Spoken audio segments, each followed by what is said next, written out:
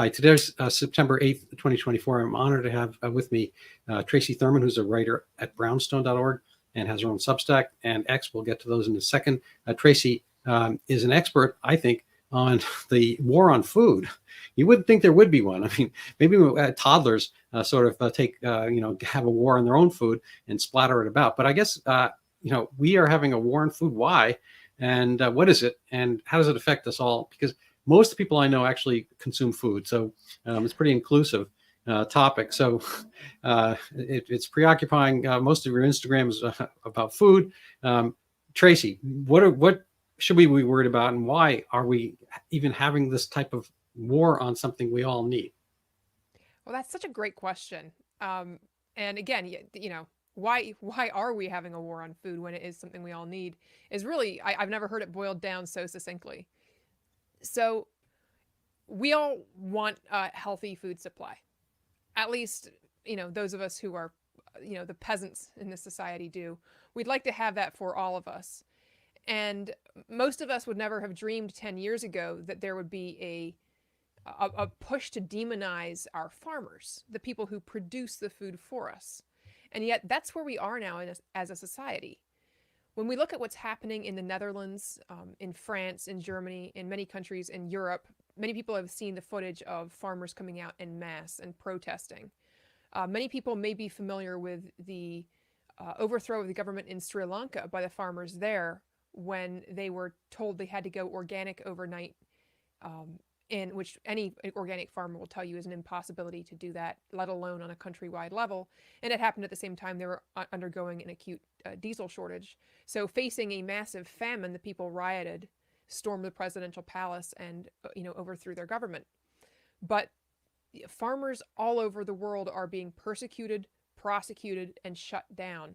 And it's very confusing to the rest of us normal people why this would be happening when these are the people we depend on more than almost anyone else. Like, we can live without gender studies majors, we can't live without farmers. So yeah, why is this happening? And you really have to start to dig into who are the people behind this push to persecute our farmers, and what is their agenda on an individual and organizational basis? Where are they going with this? And so that was really the basis of the series that I wrote for Brownstone and for Children's Health Defense, which you can find on my Substack. Yeah. I'd like to get to those articles, put them up for people, and I'd like to give you a chance to expand on those topics. I had just a few days ago, I had on Professor David Hughes, who is a Brownstone Fellow, and I'm sure we'll all get to chat maybe between us at some point through Brownstone. But he steered me to a chart created by Ian Davis, and I'm going to put that up if I get a second while you're talking. And coincidentally, there's always this concept of who's at war with us, like real war, not just war on drugs, war on food, war on this, war on COVID, war on viruses, but an actual war. I'm not deeply conspiratorial, but I wonder, about kind of the global jihad, it's kind of taking over seemingly pieces of Europe bit by bit. I worry about the Chinese, and I worry about communism. I worry about a bunch of things taking us over at various points. And somebody on my Facebook said, what about the UN? I think you're kind of undervaluing kind of this global takeover of our institutions. And some of these things seem to be kind of part of this globalist thing. So here we have another threat. It's, and the people who kind of demonize, nationalism, are looking for some type of, supranationalism, one world. And this kind of segues into your talking about One Health agenda, and I'll let you kind of get to those things. And so I'm going to remove myself from the scene briefly and let you expound on any of those topics you feel like discussing. And I'll put up that chart I was mentioning when I get a chance. Sure. So yeah. So as a brief question, I guess would be, what is One Health, and how does this play into some of the nefarious, I'll use that word, I'll go there, the nefarious forces which are somehow threatening our food? And what's the underlying principle? I mean, is it zero population growth? Is it, reducing the number of people on the planet for some kind of like quasi-utopian misguided goal? So that's, again, great question. And it can be difficult to find a unified definition of One Health. Many places that are using it don't actually fully define it. But the definition that is most informative, and one of the most widely used one, actually comes from a paper by The Lancet, and it was their expert panel on that put together this definition, and they came up with it as being equity in decision making on health issues between plants, animals, the environment, and humans. And this might not on the surface sound like a big deal, but if you think about it for a minute, that means that when decisions are being made about your personal health, those decisions are being based on what is good for not just you, but what your doctor or hospital or even a public health agency thinks is good for the planet and is good for animals. And so think about this for a second. Many of us do far better on a diet that has a large amount of animal-based protein in it. I'm one of those people. I eat basically an only animal-based diet because I've had a ton of health issues in my life, and this is what has allowed me to become far healthier than I used to be. But if the decision over what's good for my health is being based on what a public health agency believes is good for the planet, well, we already know what they have to say about what's good for, that cows are bad for the planet. So am I going to have to remove beef from my diet? Are you going to have to remove eggs from your diet? And if you think this sounds conspiratorial or crazy, you need to go look at the agenda of C40 Cities. So C40 Cities is based on a research project that was done by the Arup Group, a paper that they wrote that was funded by the Rockefeller Foundation. And the idea behind C40 Cities is a massive reduction in carbon emissions, to save the planet. And it's not a fringe concept at all. Cities throughout the world have signed on to this agenda. It's the same group, by the way, behind 15-minute cities.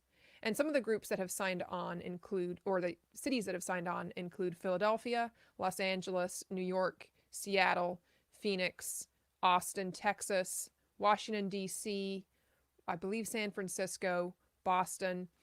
You can look at the list, but you're getting the idea. It's almost every major city in the United States has already signed on to this project. And if you look at the C40 Cities website, they state they have an ambitious goal for by the year 2030 that the average citizen will only be able to buy 3 new items of clothing every year, that they will not own cars, that they would be allowed only 1 short-haul flight every 3 years, and that your intake of red meat would be limited to 30 calories per day. And again, wow. I'm reminding you that most of the major cities in the US have already signed on to the C40 Cities plan. And so New York City is one of the ones that has been most public. The purchasing habits of food of their residents are already being tracked. American Express is an open partner in this project and is turning that data over to the city. And they stated that their goal is to cut the carbon output of foods eaten in the city by significantly by 2030. And the mayor of New York, Eric Adams, said that these emissions are majority coming from fish, eggs, dairy, and meat. So if they're planning to cut the majority of the carbon, and that these are the foods that it's coming from, what does that leave you with? It basically leaves you with plant-based foods only. Yeah, it's an amazing thing. I mean, it's not really mathematical because one of the top carbon producers is yourself. Carbon dioxide. I mean, you're living and breathing, and at the same time, at New York City, I don't know if it still is a sanctuary city. You're letting in tens, if not ultimately hundreds of thousands of people in, and guess what? They're going to want to do every day. They're going to want to eat, and some of these things are so incredibly short-sighted. I don't want to monopolize this point, but there was probably read this 10 or 15 years ago that, basically the first world countries were going to have to, stop farming because of inefficiency and CO2 production and so forth from the tractors and whatnot. And the converse was, which was not mentioned, was the fact that farmers in say, we'll call it the third world, were using donkeys and mules and oxen and whatnot to do their farming. And those guys don't have any on-off switch. So they're continual CO2 producers, and they're not really measured or monitored on the basis of using fossil fuels, but they're using fuel nonetheless. And so a John Deere is much more efficient than a deer. Because whatever fuel it uses, it's using just in the production of doing its tractoring, agrarian tasks and whatnot. And an actual deer, I'm not using deer, but aside for the pun, but an actual oxen is going to be on all the time. And whether he's spends like 10% of his life doing actual farm work, the rest of it he's going to be eating and sleeping and hanging around and consuming. So the efficiency is much, much higher for a John Deere than an actual deer, because again, they have on-off switches and they're only doing that one task when they're doing that task. So it was always fatuous and simple-minded to look at kind of the CO2 emissions based on fossil fuels in kind of first world farming in the Netherlands, the United States, and whatnot, and not looking at the converse. It's always this and never that. People don't seem to be able to compare things outside the box. They're going to be able to look at fossil fuels in Pakistan, fossil fuels in the U.S., and say, oh, we use more per capita, to produce food. But on the converse, clearly one is more efficient than the other. And it's a Luddite. It's worse than Luddite, because I think the Luddites want to just be left alone. But this is kind of like a perverse quasi-Malthusian. The Malthus apparently was wrong. We were able to have more people on the planet, and we're able to do things much more efficiently. And everyone's kind of like all sad about this, that, oh my God, we're successful, and we have to kind of kneecap ourselves so we become unsuccessful to prove their original theories, because the reality hasn't aligned with their theories. Anyway, sorry for that, screed there, but I'm wondering, what are these motivations, and who are the players we have to watch out for, and how does all this One Health kind of stuff get bundled in? And why do you think they chose that name? And what, it seems like a kind of bait and switch. They want everything to be under health, so they can manipulate you. It seems always the answer is like they want to control you. Anyway, so there may or may not be a question there. Do you want to address that? Sure. So I would say the reason that everything's being rolled under health is that if you can get everything under biosecurity, what doesn't fall under biosecurity? And if you can get everything under One Health, what won't fall under that? It's in the same way that the Patriot Act was sort of Operation 1.0 in control of the population. Biosecurity is Operation 2.0, because first it was the terrorists on the outside that were the issue. But in this format, we are all a danger. And if you want to understand that better, look no further than COVID. COVID was a biosecurity psyop in my mind. Because if any one of us can be carrying the problem, we are all the enemy. And we all deserve to be treated with suspicion and controlled. And so biosecurity is a very pernicious idea. And it is the next paradigm for control. One Health plays into this perfectly. So if you think of One Health as being this overarching paradigm where health encompasses everything that impacts the health of the individual, the health of the planet, and the health of the animals and the environment. If all of those are under the same paradigm, then what decision in your life is not a healthcare decision at that time? Where you go, what you buy, those are healthcare decisions now. Because I think you have it exactly right. I spent a couple of years in my life where all the decisions surrounding my life were made by other people.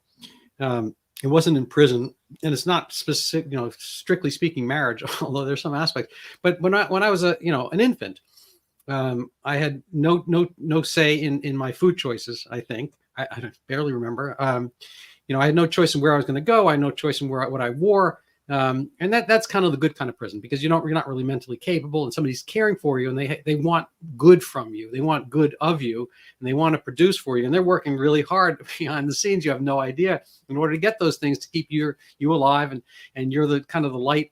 Maybe it's all downhill from year one. You're the center of the world and focus of attention. I was listening to a comedian talk on this topic, and you can do whatever you want and so forth. Anyway, but so I didn't really complain at that point about having all my choices made for me. But it seems to me kind of an infantilization of humanity really obviously a move away from individual liberty and self-determination. And this seems to be always like a threat. I'm going to just put up the kind of this what Professor Hughes had as his graph of some of these actors and how they align. I maybe so this was on a previous podcast, but this is kind of again, not a conspiracy theorist here, but it seems that a lot of these things get aligned together. This is kind of the up in the upper part here, the global public-private partnership, WEF, Council for Foreign Relations, that's the World Economic Forum, the Club of Rome, Chatham House, Rockefellers, and so on. The Rockefellers, people don't really realize, had a lot to do with the founding of the WHO itself. And this WHO, again, people may or may not know, is part of the United Nations. And by the way, and the Rockefellers had a huge amount to do with the founding of the United Nations too. Yeah, and I'm not sure how much the Rockefellers per se are doing, because I think I kind of worry more about the Soroses these days. But that being said, there just seem to be in the food space. The Rockefellers are very active. Really? Yes. Look at the Reset the Table agenda. It was launched around the same time as the Great Reset. It's a partner to it, and it's a Rockefeller Foundation policy on resetting the table and transforming the food supply. And by the way, you're going to hear, if you're in this space, you will see over and over and over again the words transform the food supply, transform the food supply, transform the food supply. All right. Policy document after policy document, NGO after NGO, the UN, the FAO, the EU FAO, which is the Food and Agriculture Organization, the USDA, all of these are making references to a total transformation of the food supply. And we need to listen to those words very carefully. So what is the transformation of the food supply? I'm going to get back to your kind of brownstone page in your Substack so people can see that. I might put them up in the background. I hope it's not too distracting.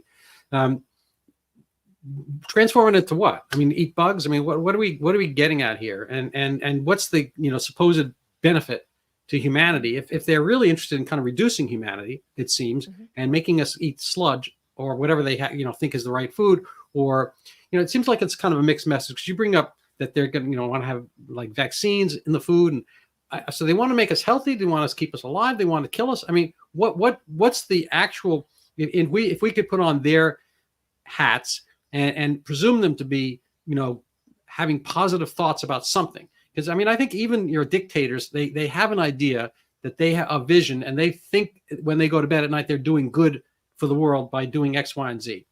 We can disagree with their premises and whatnot. So if you could kind of role play and be, I don't know, whichever actor or agency, whatever, what is it they want to accomplish by this?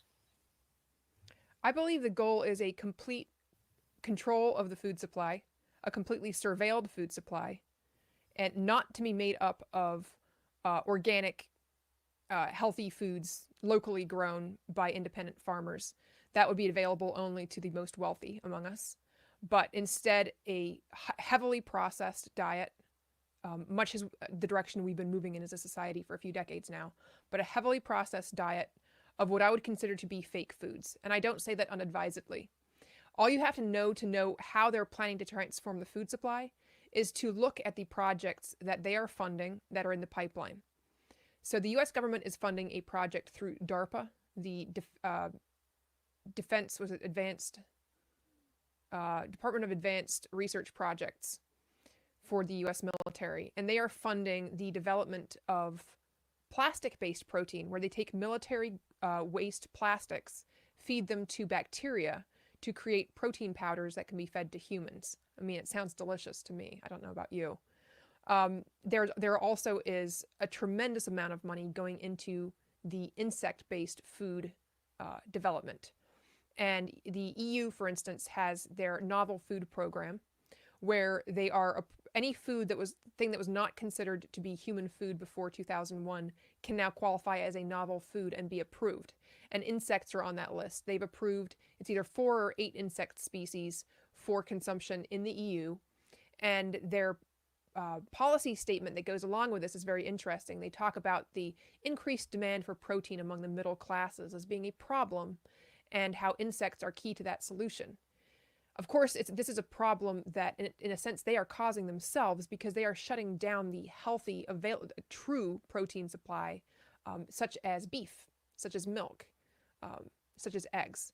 And to understand that how they're shutting those down, look no further than the Netherlands, where they are actively seizing farms to shut down. So many countries are putting into place carbon caps and carbon reduction schemes. It's usually about 30% reduction scheme aimed for by 2030, or sometimes it's 2027. So in Ireland, this has already been declared that this is going to lead to the culling, i.e., the killing of hundreds of thousands of dairy cows to meet these climate goals. In Canada, they're skipping calling it a nitrogen reduction, and they're going straight to calling it what it is, which is a fertilizer reduction. And so requiring a reduction in fertilizer use of 30%. That includes, organic manure being used on organic farms. And then in the Netherlands, they skip right over that, and they just go straight to a reduction in livestock. So all the pretense is gone. We're just reducing livestock, and they've stated that they intend to seize 3,000 farms and shut them down entirely. Now, there has been progress on this in the Netherlands by the farmers' movement. And so the seizure and shutdown of farms may be at least delayed. But to look at how they're intending to transform the food supply, again, look at what they are removing from the food supply and look at what they are funding and adding. And what they are funding and adding is heavily processed fake meats that are made in a lab and have to be grown out of what are essentially cancerous cells, right? Normal cells of an animal do not grow indefinitely. You need cells that grow indefinitely. What grows indefinitely? Tumor cells and some fetal cells as well.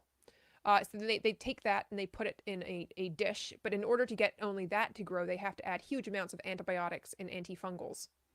And so this is expensive. It's heavily contaminated with pharmaceuticals. And it is grown from what are essentially cancerous eternal cell lines.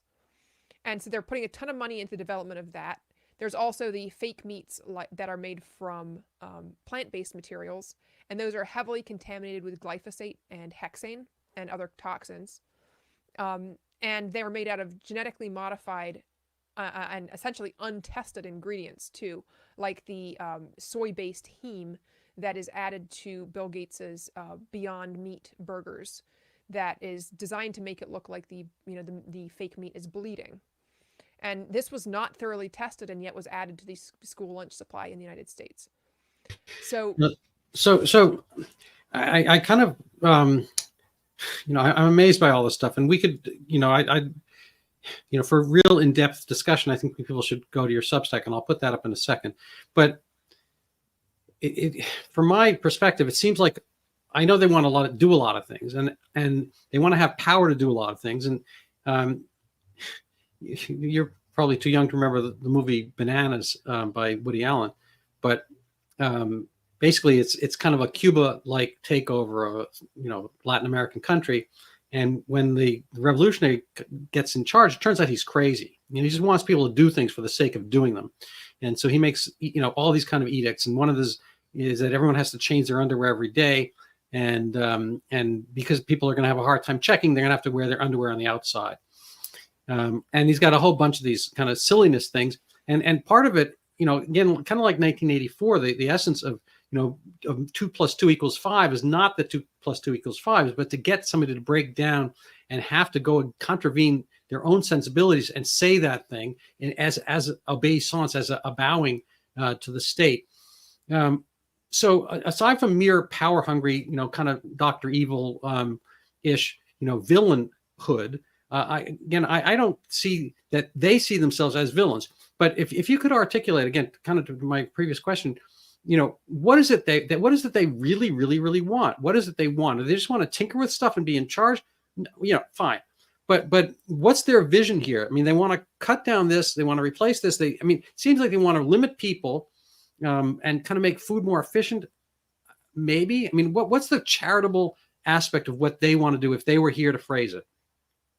They would probably tell you that their goal is to prevent climate change and prevent the massive famine from overpopulation. I believe that's what they would tell you, because if you listen to most interviews with Bill Gates, that's where he goes with it. I do not believe that is the agenda. I do not believe, by their fruits you will know them. And you Funny can way to also say look that. at their, yeah. And if you look at the actions they take, if you truly cared about lowering the amount of carbon, you would plant trees. You would increase the green space, but it doesn't even have to be green space that's unharvested. You could, it could be foodstuff green space too. You can have food forests. There is tremendous amount of data on the amount of carbon that is removed, but Bill Gates has come out and said, no, if when someone asked him about why don't we just plant more trees, he said, look, are we the science people or are we the idiots? That's his view of a solution along those lines. His solutions always involve genetic modification, further control, and pharmaceuticals. Always. They're never, his idea is never, look, let's enable small farmers to simply do what they do best, especially, the small organic farmers, regenerative farmers. Let's get out of their way. Let's let them run their own experiments, see what Hmm. they can develop on their own.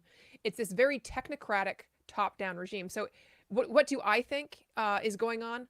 I think we have a class of technocratically minded, power-hungry individuals. Many of these are generationally so. Like this, they aren't the first one in their family to feel this way, let's say. And I encourage anybody to look back at the history of the agricultural policies and other policies of the Rockefeller family, for instance, over the past 100 years. The current generation of that family is not the first. And the same with these organizations, right? They think in terms of decades and generations. They do not think in 4-year election cycles as the rest of us tend to do. And so I think that there is a technocratic agenda for total control of the of the planet, right? Money is no longer an object to them. Control is. And many of these people view the rest of us humans, the plebe class, as essentially cattle to be managed. And they will more or less say so as well. So if the rest of us are essentially cattle to be managed, you got to keep the population of your farm at a certain level. You don't want it growing out of control. You want them in a very specific area. You don't want them roaming free, and you want management. And I think they want animal-style management of the human population. This is why they have no use for democracy. Yeah, and it's an amazing thing. All the creativity. I mean, the technocratic part. The first part is techno. In order to get good technology, you actually need ideas to bubble up from people with a reasonable amount of liberty. I was involved in the kind of innovation sphere. I was actually at a place called the Cambridge Innovation Center, and maybe that's optimistic, but a lot of people come from all over the world, and they want the innovation culture that we have or / had to a point. Whether we are still, the most creative place on the planet, I don't know. I personally there's been a freezing of certain amount of like percolation of ideas. But people come from China, which has more people, and they have smart people. They're good at math and good at a lot of things. They kind of nurture the tools for technology, but they're not producing the ideas. And so there was a huge number of people from China and other places coming to, in this case, Cambridge, kind of the milieu of MIT and Harvard to a lesser extent, to get these ideas that can percolate. So you need it's kind of like food in a way. You need to germinate ideas. You need to germinate food, and the word of germinate has germs in it. So there's going to be a little bit of messiness involved. It's not always a clean process, and there are failures and whatnot. But the oddity is that, they have all these grandiose, again, kind of like, Dr. Evil ideas about how to, take over the world, or Pinky in the Brain. Maybe every episode they want to take over the brain wants to take over the world. But oddly enough, by stifling people and corralling them, like cattle and whatnot, you're not going to get ideas percolating. You're going to get a fixation and a basically kind of a Stasi East German work camp atmosphere. And it's so short-sighted, aside from annoying and stupid. And again, it is kind of this weird caricature. I mean, again, I grew up on comic books and whatnot. You have very well-defined evil doers like Dr. Evil. Obviously, it was cartoonish.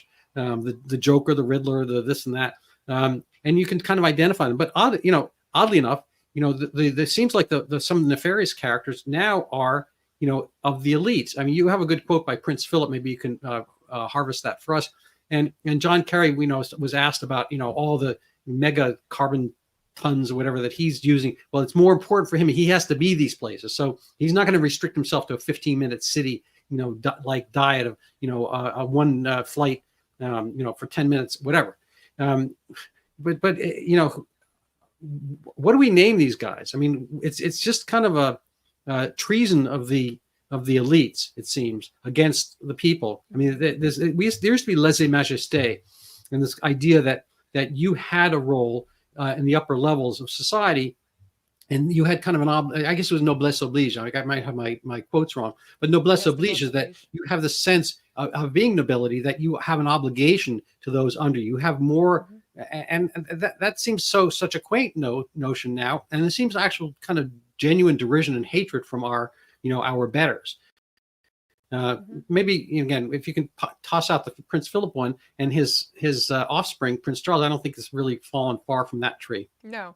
So it was a 1989 interview where Prince Philip was asked, if you were ever, if you were to be reincarnated, what would you want to be reincarnated as? And he said he'd like to be reincarnated as a virus to contribute something to solving overpopulation. And that does give you a window into how many of these people think. He has also been on record as saying other very disturbing things about management of the world's population, and how occasionally there's a need for culling. And so these people do, like I said, view the rest of us as essentially cattle to be managed. And unless we understand that, we will have a very difficult time understanding and predicting their actions. But if we do know it, their actions start to make a lot of sense. So, to me, the best name for them is technocrat. Yeah. I would encourage people to go and read the work of Patrick Wood on technocracy, Rising. It's excellent, excellent research, and this is not a new agenda. It goes back to the 1930s. At the time, it sounded crackpot because they didn't have the technology to implement it. But the whole idea of us living under a system of energy credits, where your behavior would dictate the number of energy credits that you got. And if that's starting to sound a lot like our world today, then congratulations, you're paying attention.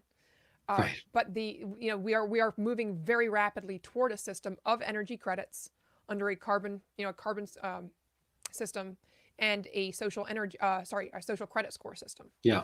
And if you look at those combined with central bank digital currencies, we're heading in a very dark direction very quickly.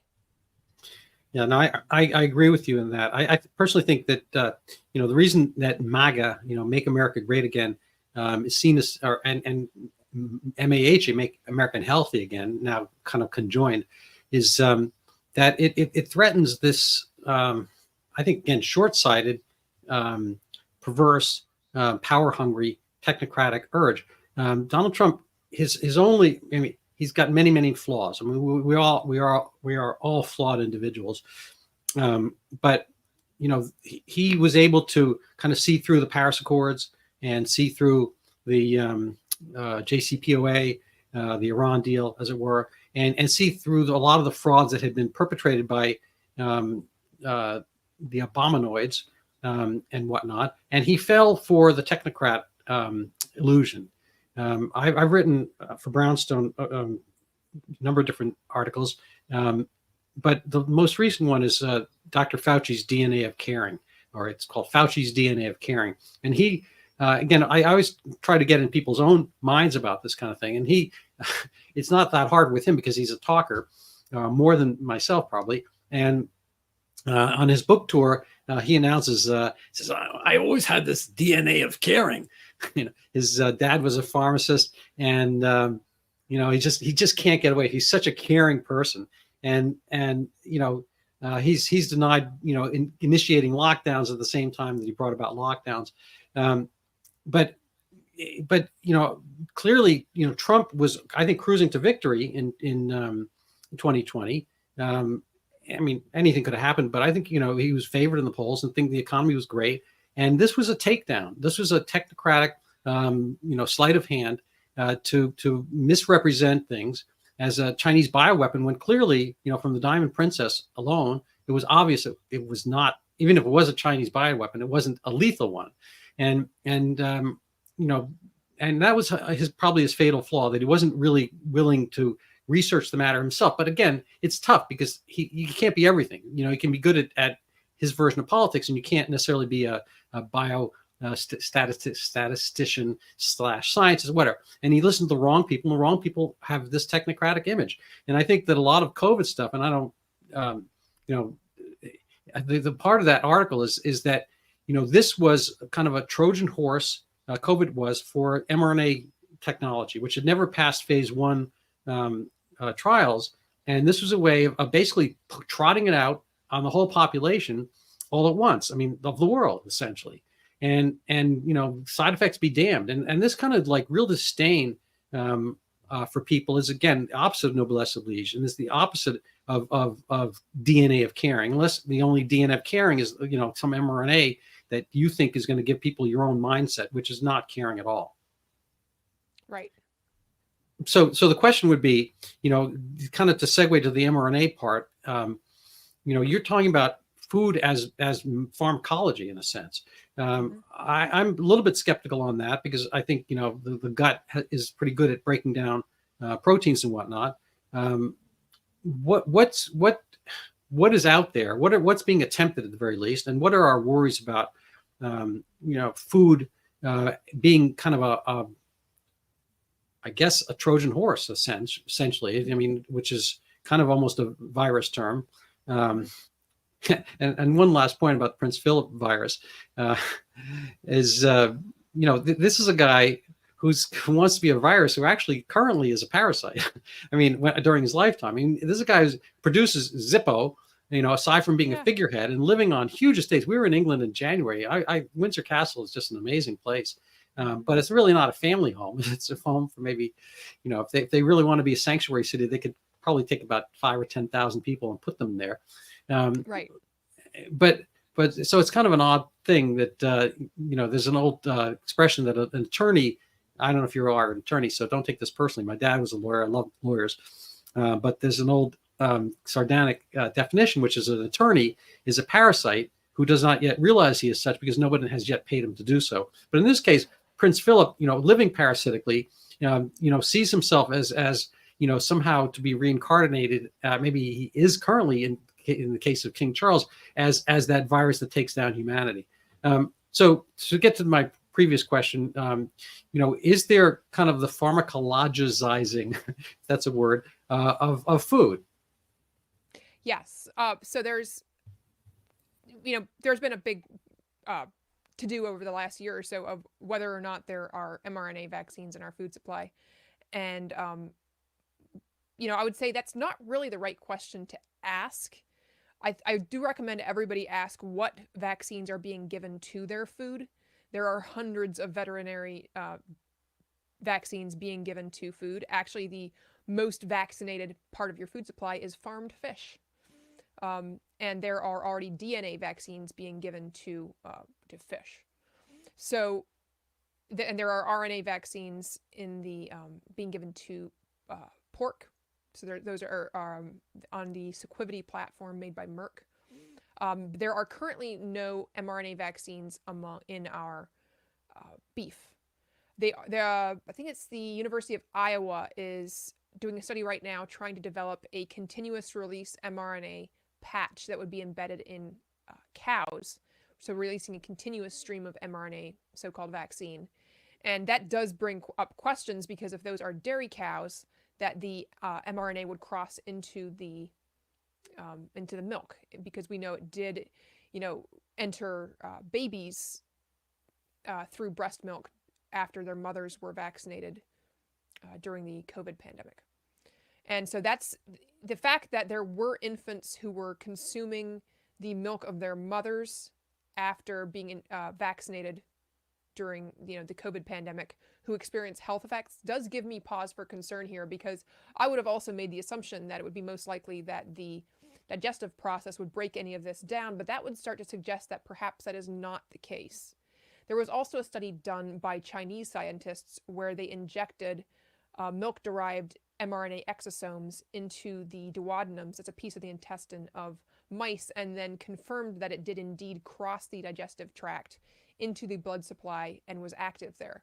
Now that did not pass through the stomach acid, so they were planning to do follow-up research where they would feed it to the mice and see if they could get it active in the mouse's bloodstream after it had passed through the entire, the stomach acid as well as not just the duodenum. So that research is not completed yet as far as I know. But there is reason for concern here. The National Science Foundation is also funding research into creating vaccines that are done by taking spinach, lettuce, and other vegetable matter and genetically modifying it to produce mRNA vaccines, and which would then be fed to humans. And if you think this sounds insane, you should know that vaccines being grown in food crops goes back at least 20 years when a company called Protogene was doing this with genetically modified corn. And the next year, the corn came up in the same field. Some of it did, because it hadn't been completely eliminated. And this was now a soybean field. And so the soy was grown, it was harvested, and by the time they realized that it was contaminated with this Protogene,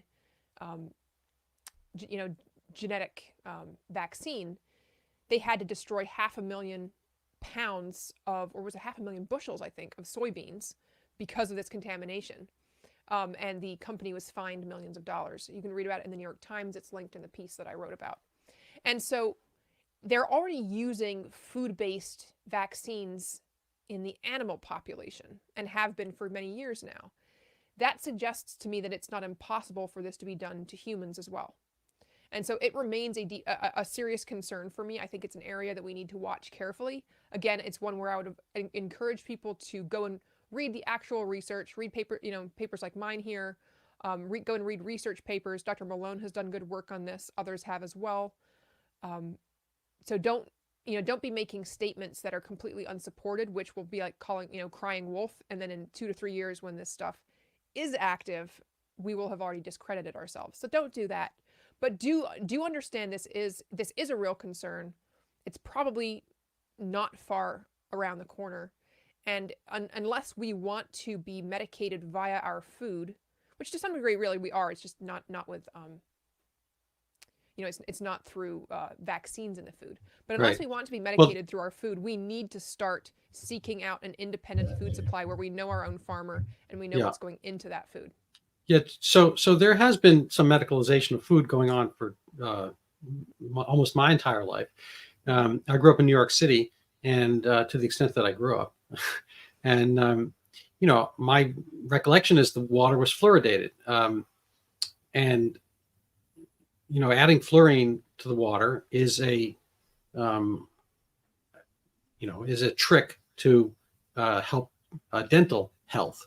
Maybe not the biggest concern these days, because I think people are able to manage dental health perfectly fine. We have flossing, we got electric toothbrushes. I think, there's a lot more dental care than there maybe was, 70 years ago, whatever. I imagine people are still doing this. I imagine water is still fluoridated. There's always, vitamin D in milk. And there's all kinds of things. About the study that came out recently showing from the National Toxicology study. Did you see this? No, go ahead.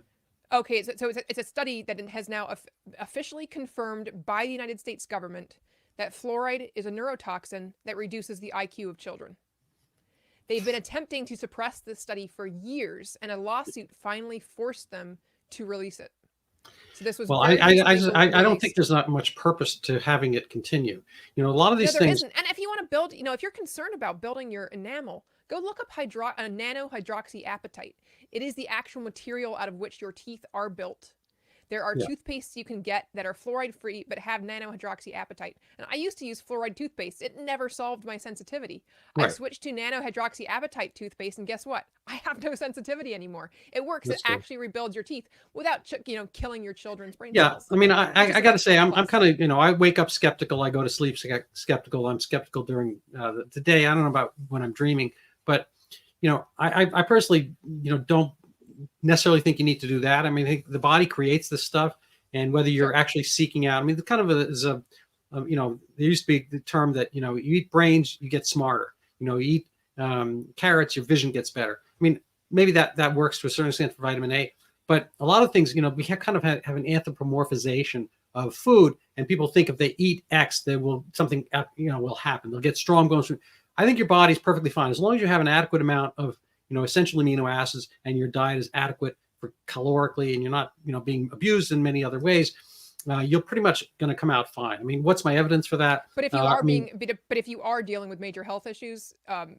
concentrating Fair on enough. on I very mean, careful. yeah. I I say mean, that as somebody who spent 15 years completely disabled from a vaccine injury and had to oh put my a God. ton of effort into rebuilding my health. Yeah, that's why I care about this topic. No, absolutely. No, I'm totally into caring about things that people care about. My only point is that I think that, there's, if we could go back to say, 1980s or something like that. I mean, food gets processed to a certain point. But if you look at the NBA of the 1980s, you have probably, inner city kids making the majority of the draft class. I mean, now it's a little more international, and kids everywhere probably have more of a refined or observed diet, especially if you're going to be a top draft choice. But if you go back to the halcyon days of my relative youth, 1970s and 80s, people are in these sports, and they're physical, incredible physical specimens, and they're eating junk, what we consider junk food. And I think that you can make a reasonable physical specimen of yourself eating almost anything, as long as there's enough of it and you have the basic minimum of Yeah, caloric content. I don't agree with that at all. But I think that one thing you're missing is that what is in the food supply during the 70s and 80s is not what's in the food supply now. Yeah, well, that's kind of why I want to listen to you. I mean, we could debate on these things on the margins. I think that a certain amount of processing is something that helps people. I think that the difference between, say, the 70s and 80s or whatever, the better times, is that there wasn't kind of this malfeasance and a kind of a predatory aspect toward the population. I think people had kind of a more genuine sense of wanting the world to be fed. We were told when we were eating food, not to waste, because people, in India, China, are starving, and that was true. They're doing that to a lesser extent, and we should be very, very, very happy about that. That we've been able to kind of generalize food production around the world, and/or transfer of wealth, and people are, the third world, gets kind of an old Marxian term, Marxian dialectical term. There was really no. The idea was there was the first world, the second world, based on capitalism versus communism, and everyone else kind of was the third world. So it's kind of taken on a poverty nation thing. But poverty today is much, much different from what it was, say, 60, 70 years ago. That pretty much around the world, people are, there's a lot of poverty. 75% of the world is on the poverty level of what we would consider here, but it's not extreme poverty. It's not starvation poverty, such as it was, say, in the 60s and whatnot. And so I think we've made huge progress, but we're not satisfied with that. Now people want to screw around with it. And again, with vaccines, I think reasonable number of vaccines are okay. I think that probably tetanus, and you can argue for rubella and a couple other things, whatever, but not dozens of them. I think whatever happens, that people just they start dipping in and overdoing. But we're almost rounding out the hour, and I would like to take away my megaphone and give it back to you. And but before we do that, I just kind of have one kind of paradoxical question for you. Is that we can be skeptical of additives and whatnot, but earlier on we were talking about farming, and the farmers, let's say in Sri Lanka, they were using inorganic fertilizer and whatnot, as it were. I mean, I think most of it basically has some organic basis to be fertilizer, or else it can't be fertilizer. But however you want to phrase it, wasn't directly from cow manure.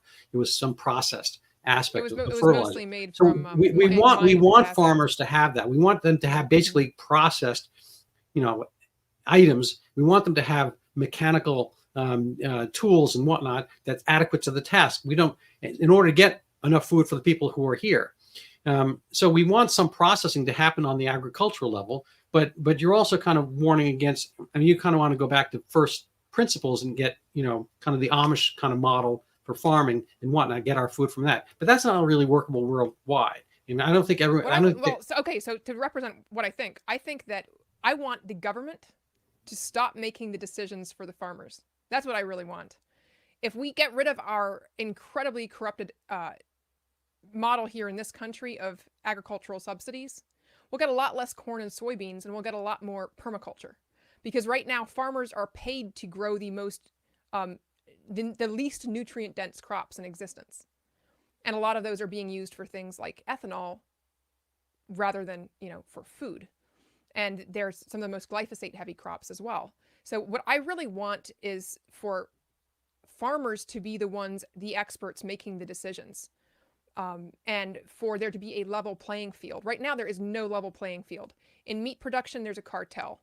In dairy, there's a cartel. In monocropping, there's a massive cartel. If it can be decentralized again so that farmers are incentivized to be able to make their own decisions, and the regulatory structures are not preventing them from processing their own meats and providing it to their neighbors, from raising, eggs, providing it to their own neighbors, we're actually going to have a much cheaper food supply. Because most people don't realize, if you want a meat processing plant, unless you have millions of dollars to drop, you will not be permitted to process your own meat outside of chickens or a very specific statute for sale in state. And so if we allow farmers to do what they do best, and if they want to continue using pesticides, I'm not going to be the one to tell them no. If they want to continue doing heavy processing, I'm not going to be the one to tell them no.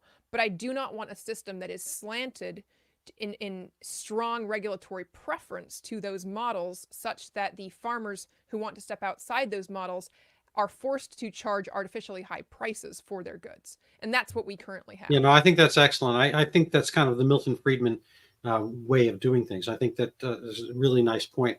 I think there's always going to be a marketplace. I mean, we have Whole Foods, and we also have Stop and Shop, and we've got BJ's and Costco and Star Market, whatever. I mean, there's a bunch of different types of things. And then there's these niche markets, and then people can always also order DoorDash, and they can get items, these meal preps, and there's a huge selection of what you can do.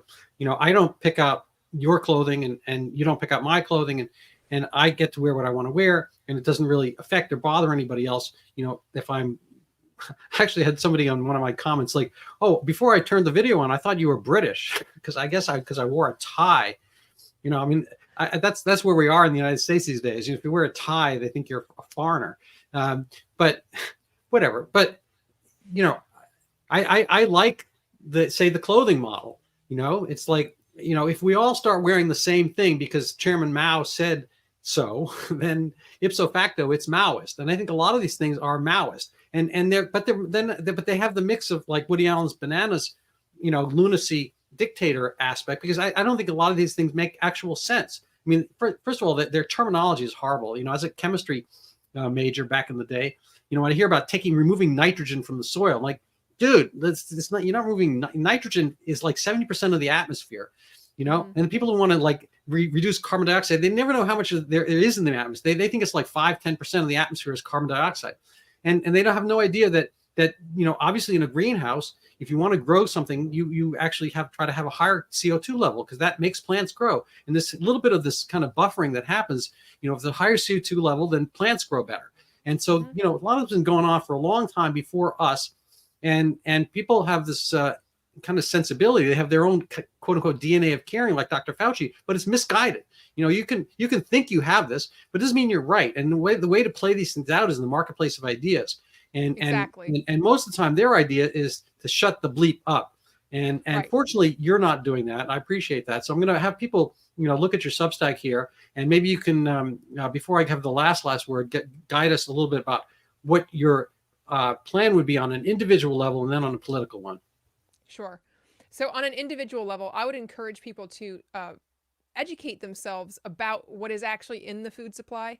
There's an interview recently of Casey and Callie Means with Tucker Carlson. If you haven't watched it, I would go watch that to get a 2-hour kind of crash course in what is going on with our food supply. And you can also, obviously, I encourage you to read my article series. They go into more of the nutrition issues. I go into what's happening on a global level. So if you understand those two pieces at the same time, you'll have an excellent idea of what is going on. And the final article is really the most important one in my series, and it's the solutions that I recommend people take. And these are all solutions that you can take on an individual basis. The most important one to me is find a local farmer, get to know them, and buy your food from them, because it's really the only way you can control what you and your family eat. If you're buying things from the grocery store, understand that anything that's an industry standard doesn't have to be listed on the package. So all the meat that you are eating in the grocery store, most of it has been sprayed with what they call citric acid. That citric acid is actually GMO corn fed to a genetically modified black mold that then secretes a substance that they consider to be citric acid because it's chemically similar. It's done in China. They then purify it. They promise you, pinky promise, it's purified, and then it's spread on your meat.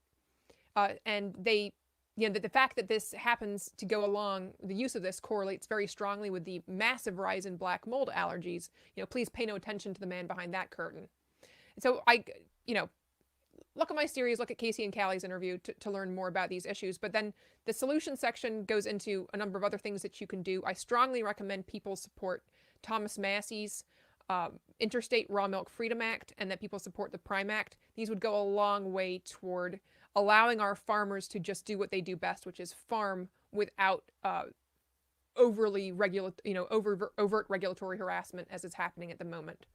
But yeah, my number one recommendation to people is find a farmer, get to know your farmer, and I provide links where you can find local farms, or if you're in an area that isn't amenable to farming, where you can find farmers who will deliver to your area and will talk to you in depth about what they do and do not do with their food.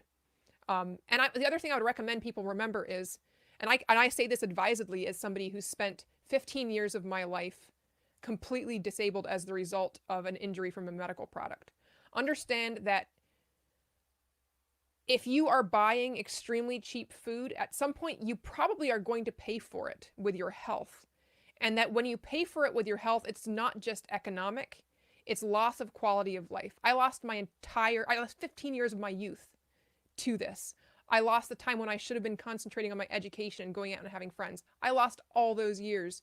And the reason I'm back to where I am now is because of embracing healthy food, raw milk, meat that was not overly processed, and I was able to rebuild my health from a point where I could basically not get out of bed and my heart stopped every time I stood up. So I'm evidence of what can happen when you concentrate on prioritizing your health through what you eat. And I encourage other people to consider doing the same. You might be amazed at the transformation you see. Well, thank you so much, Tracy. So people can find you on Twitter. I have your Substack up, and I'm so happy that you have achieved so many of your personal goals, and that you're applying your very interesting, thorough research and lens and capabilities to helping guide others. So thank you for that. I think that there is kind of us versus them aspect, and the little guy is the little guy in this case, and we have to kind of stick together. Or what is the expression? Something I can't get it quite right. Hang together, or we'll all hang thank separately. You. Either we hang together or we're all hang separately. And I think a lot of people would think that would be a net benefit. I mean, we've seen the French Revolution where they were solving so many problems by hanging people or guillotining them. It was actually, I think, Guillot was a physician, if I'm not mistaken, and he helped perfect the guillotine named after him. And maybe Dr. Fauci can look into that kind of thing, because it is actually a way of removing carbon using individuals. So before we leave, I would like to make a quick plug for myself. It has some coincident themes, but I'll leave it for people to decide. If you want to help support my podcast, you can go buy my book. It's called Overturning Zika. It's fascinating. I mean, it's something I had never planned on writing about. I went through medical school. We never heard of Zika, barely heard of microcephaly. And all of a sudden, Zika is a dengue virus, and it's probably a real virus. There are 4 dengue viruses, and the 5th one is called Zika. It's not a human problem, as are the other 4 dengues, which are endemic to Brazil and whatnot. And all of a sudden, for reasons that had a lot to do with personal personal interest and self-aggrandizement career path, they decided there was Zika there when it's really there was not a single Zika test available in humanity, because Zika never caused a single human illness. And then they, in my view, misattributed some slight cases of microcephaly. There were normally 7 at any moment in the hospital wards in Recife, and there were probably about 13 or 15, and they decided that was an epidemic when it wasn't. It was probably just a statistical aberration. And they said, oh, that one thing's new, Zika's new, and microcephaly is new, one must be causing the other. It went through no peer review studies, and it took over the world in a sense. It became a pandemic or a public health emergency of international concern, the Rio Olympics, a lot of stuff. And anyway, it was the biggest pandemic to its point, affecting global interests. And people were told not to have kids throughout the Central America, tropics and whatnot, until there was a Zika vaccine. There hasn't been one. There would be no children at all if anyone had listened. Anyway, it's a fascinating tiptoe through the tulips of the same, actors, WHO and Dr. Fauci and one who come along, acting mostly as if they're in their self-interest, their own self-interest. Bill Gates actually doesn't make it into the book, but I read later in 2017, he offered $100 million to Moderna to make an mRNA Zika vaccine, as long as they would make it in the mRNA modality. So I think a lot of the technocratic aspects are the same, that people, first of all, it has to do with reducing population. They told people to stop having kids. It became such a big thing in Brazil because they wanted to overturn the abortion constraints in Latin America. So there was they went judicially to the Supreme Court in Brazil, and we've seen what the Supreme Court in Brazil is like now. And it didn't get overturned, but they were kind of happy. The left was happy that there was this Zika microcephaly issue potentially, because they could, order emergency abortion. So between euthanasia and abortion, it's like, and population reduction, don't have kids. It seems always the same prescription, no matter what the emergency is. I think would be my segue or my connection to what you're talking about. And you have to kind of, it has to be caveat lector, caveat emptor. We have to be careful what crap we're buying. Crap can be really useful in the garden. I grow my plants by putting a fair amount of manure in it, but you don't want to eat it. You don't want to consume it mentally. So I really appreciate your, excellent articles and research perspective. People can find you on Brownstone as well. And I'm happy to have you, that Brownstone saw fit to have you there. And I look forward to reading more. Thank you so much. It's been a pleasure speaking with you today. All right, perfect. Nice to see you as well. And thank you. We'll hope to have you on again. Sounds good.